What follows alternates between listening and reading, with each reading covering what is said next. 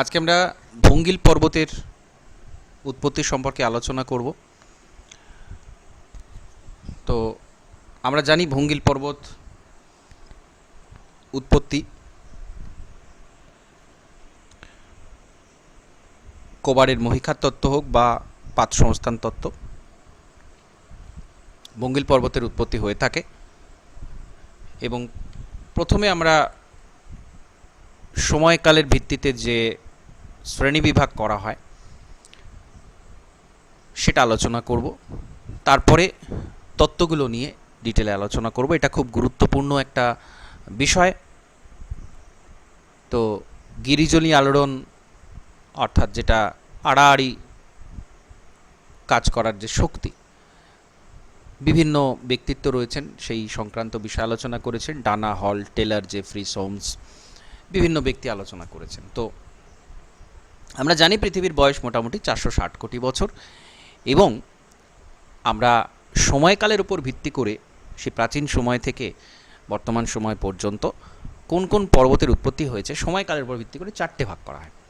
একটা হচ্ছে প্রিক্যাম্বিয়ান পর্বত, ক্যালিডোনিয়ান, হার্সিনিয়ান এবং আলপাইন। খুব খুব খুব গুরুত্বপূর্ণ এটা শ্রেণীবিভাগটা অবশ্যই মনে রাখবেন। বিভিন্ন প্রশ্ন হতে পারে, বিভিন্নভাবে হতে পারে যে পর্বতের যে শ্রেণীবিভাগ তার মধ্যে কোনটা এর অন্তর্গত নয়, এখান থেকে একটা সরিয়ে দিয়ে অন্য একটা অপশান ঢুকিয়ে দেওয়া হবে।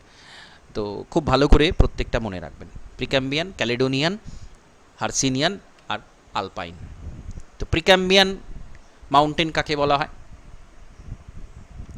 মোটামুটি 57 কোটি বছর আগের সময়কাল ক্যাম্বিয়ান বলা হয়। তার আগে 400 বছর যে সময়, ঠিক আছে, অর্থাৎ সেই একেবারে প্রাচীন, তার আগের যে 400 কোটি বছর, অর্থাৎ আমরা ওই 460 কোটিটাকে মোটামুটি ধরুন 57-60 আলাদা করে দিলাম। তার আগের যে 400 কোটি বছর সেইটাকেই প্রিক্যাম্বিয়ান মহাযুগ বলা হচ্ছে। অর্থাৎ ম্যাক্সিমাম টাইমটা আমরা এই প্রিক্যাম্বিয়ানের মধ্যে ধরে নিচ্ছি। এবং সেই সময়ের যে শিলা, সেই সময়ের যে ভূমিরূপ, সেটা খুব কমই অবশিষ্ট আছে। কারণ প্রথমত ক্ষয় পাচ্ছে, ভূমিকম্প হচ্ছে, হিমযুগ এসেছে বিভিন্ন সময় বিভিন্ন রকম। তো সেই প্রাচীন সময়ের বৈশিষ্ট্যযুক্ত ভূমিরূপ সেটা খুব কমই অবশিষ্ট আছে। যেটা অবশিষ্ট আছে সেগুলোকে আমরা মূলত শিল্ড অঞ্চল বলি। শিল্ড অঞ্চল আমরা মূলত বলি, প্রাচীন শিল্ড অঞ্চল এই সময়কার শিলা দিয়ে গঠিত বলে মনে করা হয়। আচ্ছা, এই সময়ে প্রিক্যাম্বিয়ান সময়ে 3টা পর্বে পর্বত উৎপত্তি হয়েছিল। একটা হচ্ছে লরেন্সিয়ান পর্ব, পলি সঞ্চয় শুরু হয় সমুদ্রের তলদেশে। তো পর্বতগুলো ক্ষয় পাচ্ছিল, যেগুলো অবশিষ্ট ছিল ক্ষয়ীভূত পদার্থ সমুদ্র তলে সঞ্চিত, এবং পরে সেটা ভাঁজ প্রাপ্ত হয়ে পর্বতের সৃষ্টি করে। উত্তর আমেরিকাতে অ্যালগোম্যান পর্বত এই পদ্ধতিতে তৈরি হয়েছে। পরে আবার সেই পর্বত ক্ষয়প্রাপ্ত হচ্ছে, আগ্নেয় রূপান্তরিত শিলা তৈরি হচ্ছে। তো প্রিক্যাম্বিয়ান যুগে 3বার ক্ষয় রূপান্তর পর্বত গঠন হয়েছে, 3বার। ইউরোপের উত্তর পশ্চিম দিকে স্ফিনোস্কেন্ডিয়া পর্বত, এটা হচ্ছে প্রিক্যাম্বিয়ান পর্বতের অবশেষ। স্ফিনোস্ক্যান্ডিয়া এবং অ্যালগোম্যান এই নামগুলো মনে রাখবেন। এগুলো একেবারে অবশিষ্টাংশ রয়েছে। মানে প্রিক্যাম্বিয়ানের ধাপই হচ্ছে 3খানা। পর্বতের উৎপত্তি হলো, আবার ক্ষয় হয়ে গেল, আবার উৎপত্তি হলো, আবার ক্ষয় হলো, আবার উৎপত্তি হলো, আবার ক্ষয় হলো। এই 3টে আমরা ধাপ প্রিক্যাম্বিয়ানে দেখতে পাই। তার মধ্যে বর্তমানে এই অবশিষ্টাংশগুলো আমরা দেখতে পাই যে হ্যাঁ, এগুলো কিছু ভূখণ্ড অবশিষ্ট আছে এখনো পর্যন্ত। এবার হচ্ছে ক্যালিডোনিয়ান পর্বত। মোটামুটি 44 থেকে 36 কোটি বছর আগে সিলুরিয়ান ডিভোনিয়ান যুগে যে পর্বতগুলো তৈরি হয়েছিল, সিলুরিয়ান এবং ডিভোনিয়ান যুগের যে পর্বত, তাকে বলা হয় ক্যালিডোনিয়ান মাউন্টেন। উত্তর আমেরিকার অ্যাপেলিসিয়ান, স্কটল্যান্ড, আয়ারল্যান্ড, স্ক্যান্ডিনেভিয়া, এখানে যে পর্বতগুলো, ব্রাজিলিডিস, ভারতে আরাবল্লী, সাতপুরা, এরা হচ্ছে ক্যালিডোনিয়ান মাউন্টেন। তাহলে এখান থেকে প্রচুর এমসিকিউ তৈরি হতে পারে। আমাদের ভারতেই রয়েছে আরাবল্লী, সাতপুরা। সিলুরিয়ান ডিভোনিয়ান যুগে হচ্ছে, 44 থেকে 36 কোটি বছর আগে হচ্ছে। তো এখানে কিছু ছবি দেওয়া আছে স্ক্যান্ডিনেভিয়াতে পর্বত যেগুলো আছে, স্ক্যান্ডিনেভিয়ার এই অংশটা। তো এই অংশে আমরা এগুলো দেখতে পাই। এক্সাম্পলগুলো মোস্ট ইম্পর্ট্যান্ট, এটা মনে রাখবেন। আর হচ্ছে হার্সিনিয়ান, তারপরের অর্থাৎ 36 থেকে 25 কোটি বছর আগে কার্বনিফেরাস আর পারমিয়ান যুগে যেগুলো তৈরি হয়েছিল সেগুলো হচ্ছে হার্সিনিয়ান। আয়ারল্যান্ড, স্পেনের মেসেটা, ফ্রান্সের ব্রিটানি, দক্ষিণ ওয়েলস বেসিন, রাইন মাস, ফ্রান্সের মালভূমি, হার্চ পর্বত, আলতাই, তিয়েনশান, এইসব জার্মানিতে যে ব্ল্যাক ফরেস্ট, এগুলো হার্সিনিয়ান যুগের পর্বত। আর হচ্ছে আলপাইন, 7 কোটি থেকে 20 লক্ষ বছর পর্যন্ত, অর্থাৎ যেটা টার্শিয়ারি যুগ, সেখানকার যে পর্বত তাকে বলা হচ্ছে আলপাইন। এইখানে সব পর্বতগুলোকে মূলত আমরা ভঙ্গিল পর্বতগুলোকে নবীন ভঙ্গিল পর্বতমালা বলি।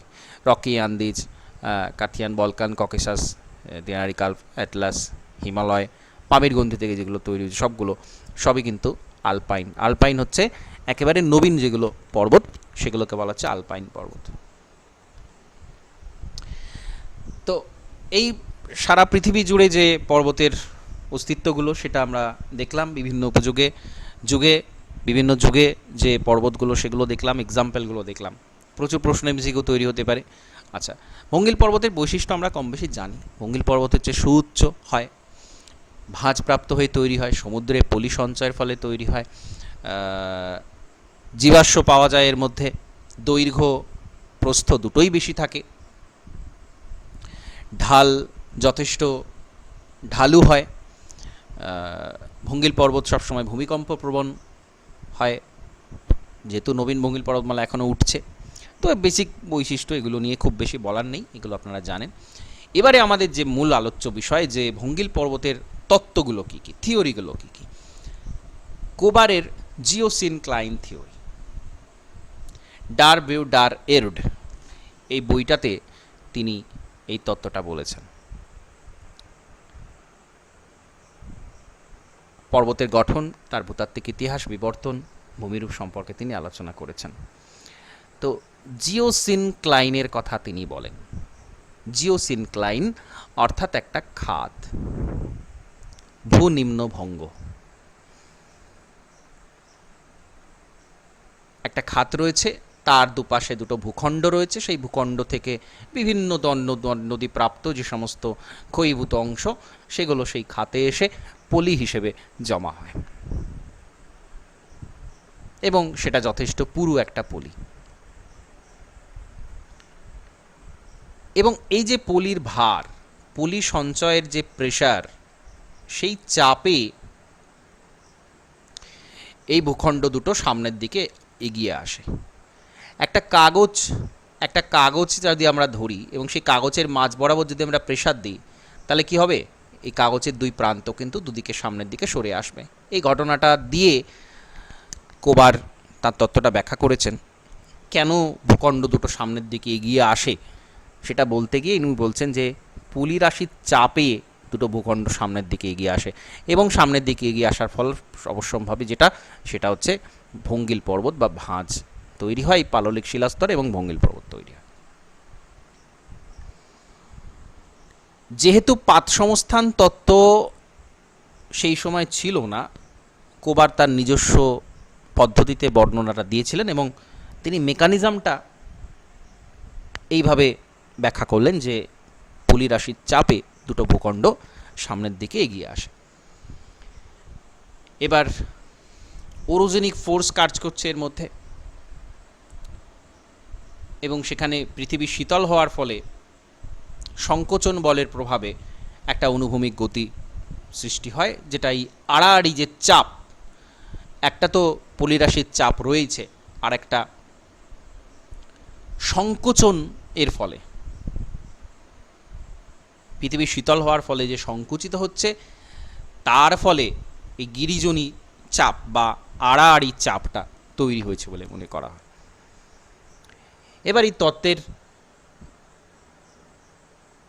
বেশ কিছু টার্ম আছে, জিওসিনক্লাইন থিওরি এটাকে আমরা বলি, এবং ভাঁজের চারিদিকে যে সুস্থিত ভূমিভাগ তাকে বলছেন ক্র্যাটোজেন। যেখানে ভাঁজ নেই, ভাঁজের আশপাশের যে সুস্থিত অংশ তাকে বলা হচ্ছে kratogen. Canadian shield, Russian shield, Siberian shield, চৈনিক সিল্ট, ভারতীয় সিল্ট, এই অংশগুলোকে তিনি বলছেন এরকম ধরনের ভূমিরূপ। তো আফ্রিকা, আটলান্টিক, ভারতীয় মহাসাগরের কিছু অংশ এরকম এই যে খাত অংশগুলো রয়েছে সেরকম কিছু চিহ্নিত করেছেন।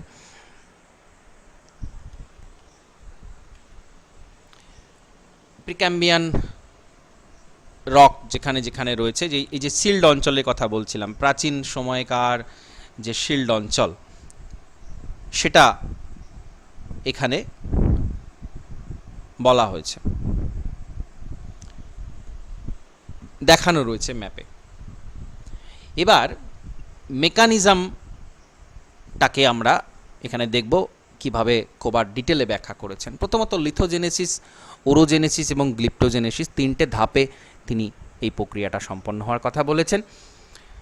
এবং পর্বত গঠনের প্রস্তুতি পর্ব যেটা, সেটা হচ্ছে লিথোজেনেসিস, অর্থাৎ পলি যেটা পাললিক শিলাতে পরিণত হচ্ছে তাকে তিনি বলছেন লিথোজেনেসিস।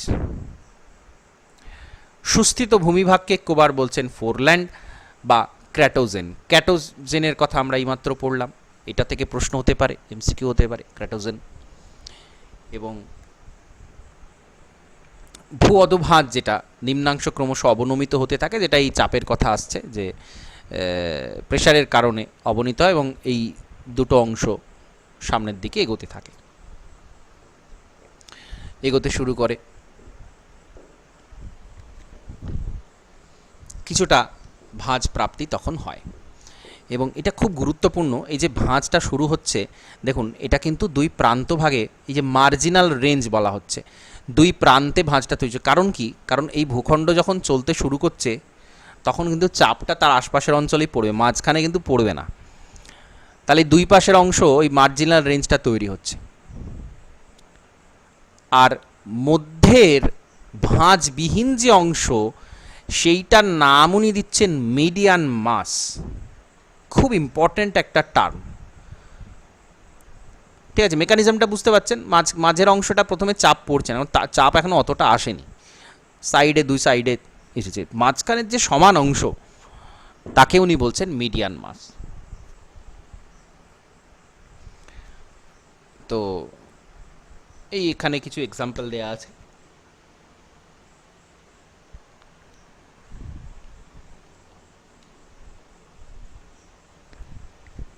এরপরে কিন্তু আরও যখন দেখুন এখানে ভূমিরূপটা কিন্তু আরও কাছাকাছি চলে এসেছে এবং আলটিমেটলি যেটা আমরা একটা ভাঁজ গঠন, সম্পূর্ণ ভাঁজ গঠন, সম্পূর্ণ ভঙ্গিল পর্বত, সেটা কিন্তু আমরা দেখছি এখানে উৎপত্তি হয়ে গেছে।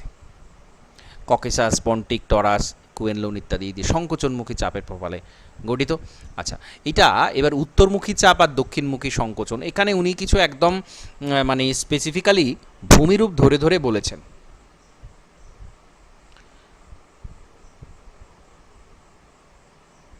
হিমালয় সহ এশিয়ার যে ভাঁজ পর্বতগুলো তৈরি হয়েছে সেটা যে টেথিস মহীখাত ছিল, ভূ অধোভাঁজ, আঙ্গারাল্যান্ড এবং গান্ডোয়ালা ল্যান্ডের চাপের ফলে তৈরি হয়েছে, যেটা আমরা বলে থাকি যে উত্তরের অংশ হচ্ছে আঙ্গারাল্যান্ড এবং দক্ষিণের অংশ হচ্ছে গান্ডোয়ানাল্যান্ড, মাঝখানে ছিল টেথিস। দুটো ভূখণ্ড অগ্রসর হয় এবং এখানে ভাঁজ তৈরি হয়, হিমালয়ে উৎপত্তি হয়েছে, সেটা উনি বলেছেন। এবং এখানে আরও কিছু পন্টিক, টরাস, শৈলশিরার মধ্যবর্তী আনাতোলিয়া মালভূমি, এখানে ইরানের মালভূমি, এখানে তিনি এগুলোকে মিডিয়ান মাস বলেছেন। মিডিয়ান মাস অর্থাৎ যেখানে ভাঁজ প্রাপ্তি হয়নি, সমতল অংশ হিসেবে রয়ে গেছে, এরকম কিছু জায়গাকে তিনি নির্দিষ্ট করেছেন মিডিয়ান মাস। তো ভাঁজ পর্বতকে উনি এশীয় যে আলপাইন ভাঁজ পর্বত তাকে দুটো ভাগে ভাগ করেছেন।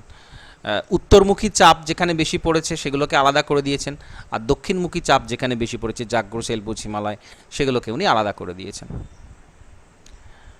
আচ্ছা, মিডিয়ান মাস অনেক রকমভাবে থাকতে পারে। মালভূমি হিসেবে যদি থাকে তাহলে দেখো তিব্বত, ইরান, আনাতোলিয়া, মিডিয়ান মাস।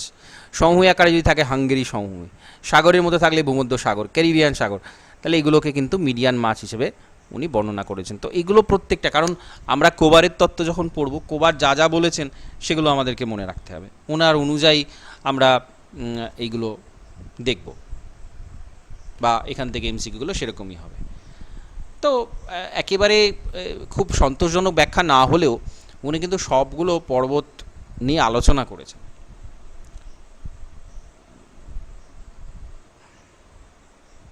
এখন ইম্পর্টেন্ট বিষয় হচ্ছে উনি তো একটা খাত অংশ আর দুদিকে দুটো ভূখণ্ডের কথা বলেছেন। তাহলে উত্তর আমেরিকার রকি, যেটা উত্তর আমেরিকার একেবারে পশ্চিম অংশ জুড়ে রয়েছে, তাহলে সেইখানে দুটো ভূখণ্ড কোথায় আসছে? এখানে পর্বত কী করে হলো? রকি পর্বত এখানে রয়েছে, নিচে এখানে দক্ষিণ আমেরিকাতে আন্দিজ রয়েছে, তাহলে এখানে তো ভূখণ্ড নেই, এখানে তো সমুদ্র, তাহলে এটা কী করে এই পর্বতের উৎপত্তি হলো? তাহলে যেই পর্বতগুলো উত্তর দক্ষিণে আছে, বা আমরা যদি দক্ষিণ আমেরিকার কথা বলি, দক্ষিণ আমেরিকাতেও এখানে আন্দিজ পর্বত রয়েছে লম্বা আকারে, এই পর্বতের ব্যাখ্যা কিন্তু এখানে পাওয়া যায় না। পূর্ব পশ্চিমে বিস্তৃত যে সব পর্বত তাদের ব্যাখ্যা পাওয়া যায়, কিন্তু এই ব্যাখ্যাটা পাওয়া যায় না। তো উনি প্রাচীন সময়ে অনেক আগে দিয়েছিলেন, তখন পাত সংস্থান তত্ত্ব ছিল না, উনি উনার মতো বলেছেন।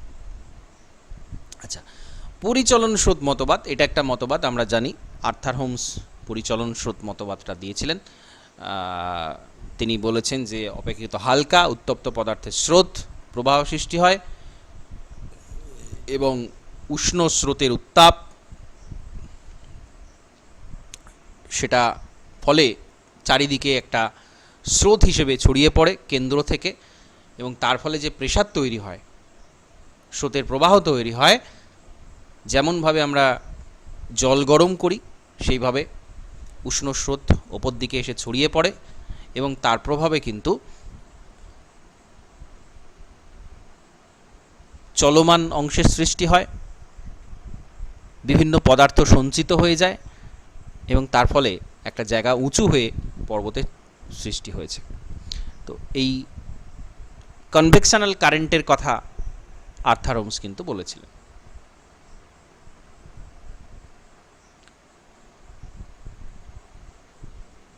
ঠিক আছে, এখানে আমরা দেখতে পাচ্ছি এই যে কন্টিনেন্টাল ব্লক রয়েছে, এখানে ম্যাগমা প্রবাহ তৈরি হচ্ছে, এবং সেখান থেকে এই কন্টিনেন্টাল ব্লকটা এটা কিন্তু কয়েকটা ভাগে ভাগ হয়ে যাচ্ছে, কারণ এই চাপে, এই প্রেসারে কয়েকটা ভাগে ভাগ হয়ে যাচ্ছে, এবং দুদিকে অগ্রসরমান হয়ে যায়। তো এবার এইখানে যদি কোনো পলিরাশি থাকে, তাহলে স্বাভাবিকভাবে সেই পলিরাশিটা উত্থিত হবে ওপর দিকে, এবং উনি কিন্তু উত্থানের থেকেও সঞ্চয়ের কথা বলেছেন, অর্থাৎ এই দিকের মাস এদিকে এসে সঞ্চিত হলো, তাহলে এইখানে জমা হতে থাকলে এখানে কিন্তু একটা উঁচু পর্বতের সৃষ্টি হবে। তাহলে এটা কিন্তু একটা গুরুত্বপূর্ণ দিক, যদিও তার তত্ত্বে কিন্তু খুব বেশি মানে সায়েন্টিফিক বিষয় ছিল না, তবে এই যে পরিচলন স্রোতের কথা উনি বলেছেন, এটা একটা খুব গুরুত্বপূর্ণ পরবর্তীকালে পাত সংস্থানের কারণ হিসেবে আমরা বলতে পারি যে তিনি এটাকে প্রতিষ্ঠা করা গেছে, তার এই তত্ত্বটা দিয়েই এটাকে প্রতিষ্ঠা করা গেছে। কিন্তু পরিচলন স্রোতের কথাটা ঠিক আছে, কিন্তু তারপরে তিনি যে আরও বিষয় বলছেন যে পরিচলন স্রোতের ফলে এইগুলো একদিকে চলে যাচ্ছে, গিয়ে সঞ্চয় হচ্ছে, ভূখণ্ডটা সরে যাচ্ছে, তো এই জিনিসগুলো পুরোপুরি কিন্তু ব্যাখ্যা ওনার সঠিক নয়। এই যে আমরা যদি দেখি উত্তর দক্ষিণে সরে যাচ্ছে, আদি নিরক্ষীয় ভূখণ্ডগুলো টেনে নেওয়ার ফলে তেথিস সাগরের উদ্ভব হয়েছিল বলে মনে করা হয়। অর্থাৎ উনি বলছেন কি, তেথিসের দুপাশের যে ভূখণ্ড সেটা কিন্তু ওই পরিচলন স্রোতের ফলে সরে যায়, অর্থাৎ এখানে সরে যাওয়ার ফলে এখানে খাত তৈরি হয়ে গেল, টেথিস খাত, আর ভূখণ্ডগুলো এদিকে একটা ভূখণ্ড, এদিকে একটা ভূখণ্ড চলে গেল। কিন্তু আমরা জানি কি, ভারতীয় ভূখণ্ড কিন্তু এরকমভাবে হয়নি, ভারতীয় ভূখণ্ড এই দিকে গেছে। যদি এরকমই সরে যেত তাহলে কিন্তু পরবর্তীকালে এখানে পর্বতের উৎপত্তিটা আমরা দেখতে পেতাম না, তো অগ্নুৎপাতের ব্যাপারটা সেখানে হতো। যাই হোক, এই জিনিসগুলো উনি ব্যাখ্যা করেছেন তার নিজের মতো, ভাবে। এবং সবশেষে যেটা গুরুত্বপূর্ণ তত্ত্ব সেটা হচ্ছে পাত সংস্থান তত্ত্ব। অভিসারী পাত মহাদেশীয় মহাসাগরীয় হতে পারে বা মহাদেশীয় হতে পারে। মহাদেশীয়গুলো আমরা মহাদেশের মধ্যে দেখতে পাবো, হিমালয় থেকে শুরু করে মধ্য মহাদেশীয় যে বলয় রয়েছে, ভূমিকম্প বলয়, সেখানে যত পর্বত আছে সবই কিন্তু মহাদেশীয় পাতের সংঘর্ষে তৈরি হয়েছে। আর উত্তর আমেরিকা, দক্ষিণ আমেরিকা, রকি আন্দি যে পর্বতমালা, এগুলো কিন্তু সব মহাসাগরীয় আর মহাদেশীয় পাতের সংঘর্ষে তৈরি হয়েছে। তো এখানে খুব গুরুত্বপূর্ণ কিছু অংশ, যেমন এই যে ভঙ্গিল পর্বতের উৎপত্তির সময় তৈরি হয় থ্রাস্ট স্তূপ, যেটা সংঘট্ট থ্রাস্ট ফল্টের কথা আমরা পড়েছি, সংঘট্টচ্যুতি, একটা অন্যটার ওপর উঠে যায়, সরে যায়, কিছুটা সরণ ঘটে চ্যুতিতল বরাবর। তো সেইখানে যে অংশ, এটাকে বলা হচ্ছে মেলাঙ্গে। পলির কিছু অবশিষ্টাংশ এখানে থেকে যায়, সেটাকে বলা হচ্ছে মেলাঙ্গে। সামুদ্রিক পাতটা মহাদেশীয় পাতের নিচে প্রবেশ করে, ব্যাসল্ট, অ্যান্ডেসাইট জাতীয় লাভা সেখানে বেরিয়ে আসে এবং কিছু বৃত্তচাপীয় দ্বীপমালা কিন্তু এখানে সৃষ্টি হতে দেখা যায় প্রশান্ত মহাসাগরের আশপাশে, এটা আমরা দেখতে পাই মূলত।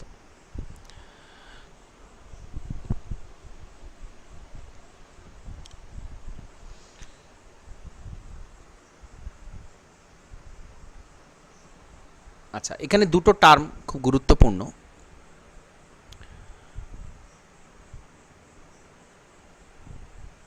জিওসিনক্লাইনের মধ্যে, অর্থাৎ যেখানে পলিটা পড়েছিল সেখানে একটা বাঁক তৈরি হয়, আগ্নেয়োচ্ছ্বাস কিছুটা হতে পারে, এবং এখানে মহাদেশের শেষ দিকে, মহাদেশের প্রান্তে যে গভীর অংশ তৈরি হচ্ছে তাকে বলা হচ্ছে মায়োজিওসিনক্লাইন। আর সমুদ্র খাতের দিকে যে গভীর অংশ তৈরি হচ্ছে তাকে বলছে ইউজিওসিনক্লাইন। অর্থাৎ এই যে খাত তৈরি হচ্ছে, খাতটা যদি মহাদেশের কাছাকাছি অংশে হয় তাকে বলা হচ্ছে মায়োজিওসিনক্লাইন, আর যদি সমুদ্রের পাতের কাছাকাছি হয় তাকে বলা হচ্ছে ইউজিওসিনক্লাইন।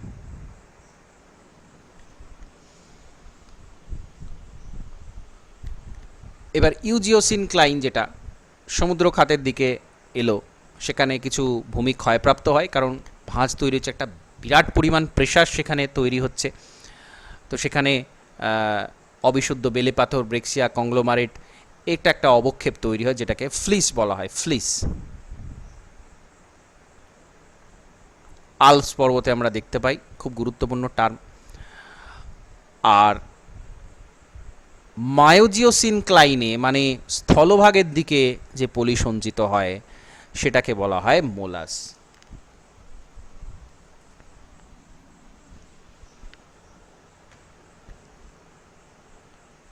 তো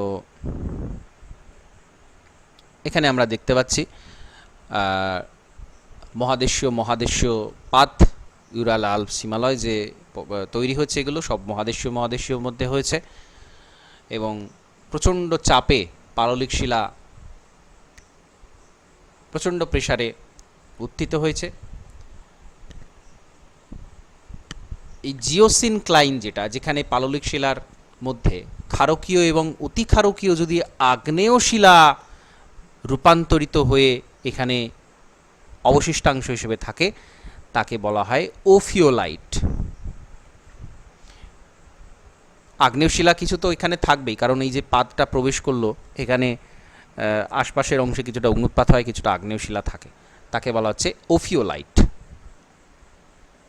ওফিওলাইট।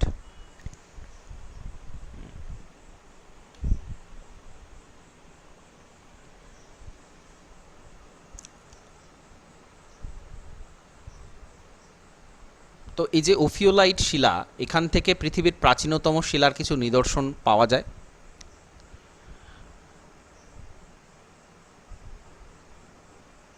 তো যাই হোক, আমরা এই যে এই অধ্যায়টা কিন্তু প্রচুর টার্ম আছে এবং এই টার্মগুলো থেকে দেখবেন প্রচুর প্রশ্ন হয়। এই যে ফ্লিস, মোলাস, মেলাঙ্গে, ওফিওলাইট, প্রচুর প্রশ্ন হয়, বা কোবারের যেটা জিওসিনক্লাইনের মধ্যে মিডিয়ান মাস ইত্যাদি এক্সাম্পল, বা কোন সময়কার কোনটা পর্বত, এটা অসম্ভব গুরুত্বপূর্ণ। আমরা পাঁচ সংস্থান তত্ত্বটা পরের দিন ডিটেলে আলোচনা করব, কিন্তু দেখবেন এই ভঙ্গিল পর্বতের উৎপত্তি এবং পাঁচ সংস্থান দুটো আলাদা করে উল্লেখ থাকে। তো এই জায়গাটা থেকে এই কারণে প্রচুর প্রশ্ন আসছে দেখা যায়, এবং আমরা ওভারঅল এখান থেকে যে এমসিকিউগুলো হয়, এই যে টার্ম বেসড, তার কিন্তু কনসেপ্টটা আমাদেরকে এখানে তৈরি করতে হবে।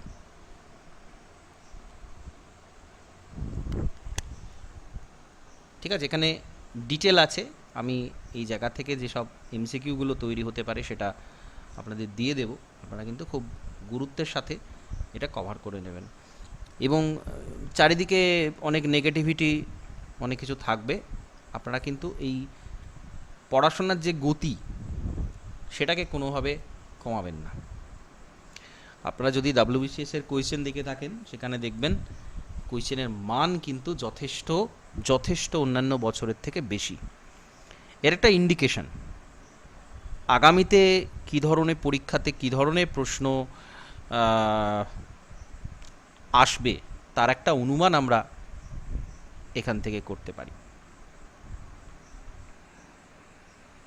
তো আমাদেরকে দেখুন, একটা প্রপার প্রিপারেশন, মানে যে প্রিপারেশনে মানে চাকরিটা আমরা পেতে পারি, সেই প্রিপারেশন নেয়ার কিন্তু একটা নির্দিষ্ট সময় আমাদের প্রয়োজন হয়। সেটা কিন্তু মোটেও 2-3 মাস 6 মাস নয়, তার জন্য একটা সময় লাগে। আমরা যদি খুব অ্যাটেন্টিভলি স্টাডি করি, 7-8 মাস অন্ততপক্ষে আমাদের লাগবে একটা খুব ভালো জায়গায় পৌঁছাতে, চাকরি পাওয়ার মতো, র্যাঙ্ক করার মতো জায়গায় পৌঁছাতে। সুতরাং আমাদেরকে সেই টার্গেটেড টাইম নিয়ে পড়তে হবে। এবং একটা কথা মাথায় রাখবেন, পরীক্ষাগুলো সব পরপর হবে, বিভিন্ন পরীক্ষা পরপর হবে, তার জন্য কিন্তু সময় খুব বেশি হাতে পাবেন না, একটা হলো আবার একটা। তো একদম দ্বিতীয় চান্স আর দেব না, দ্বিতীয় সুযোগ দেব না, সেই মানসিকতা নিয়ে কিন্তু পড়াশোনাটা করতে হবে।